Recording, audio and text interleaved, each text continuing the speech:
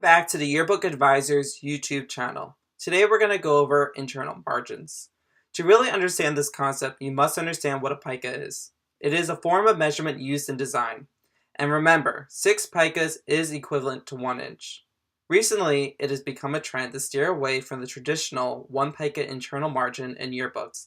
Now that everything is done on the computer, it is quite simple to create different size internal margins. Here's an example of a 1 pica standard spacing. Notice that there's a lot more white space. 1 pica spacing is easy to accomplish because of the grids provided in most design programs.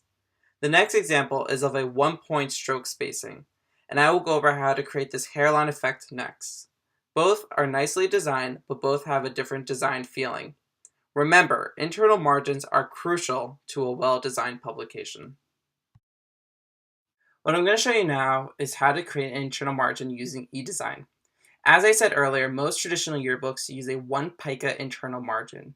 1 pica spacing is easy to follow because you have the option to place a 1 pica grid into the book under Book Preferences.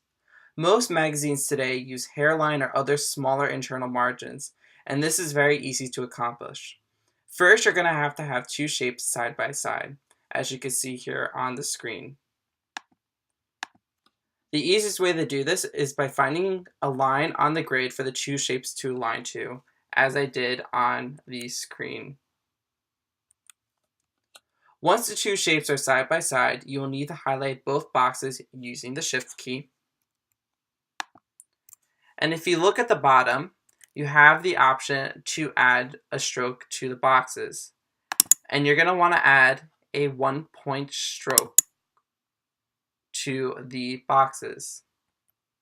And once you add the 1-point stroke to the boxes, you will create this hairline effect once you unhighlight the boxes. And if you look to the right, there are other examples of different stroke sizes. Keep in mind, this trick will only work if both boxes are side by side.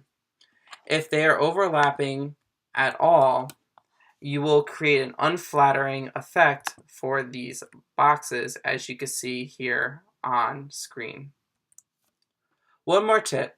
When you create a box, make sure there is not an invisible stroke on the shape.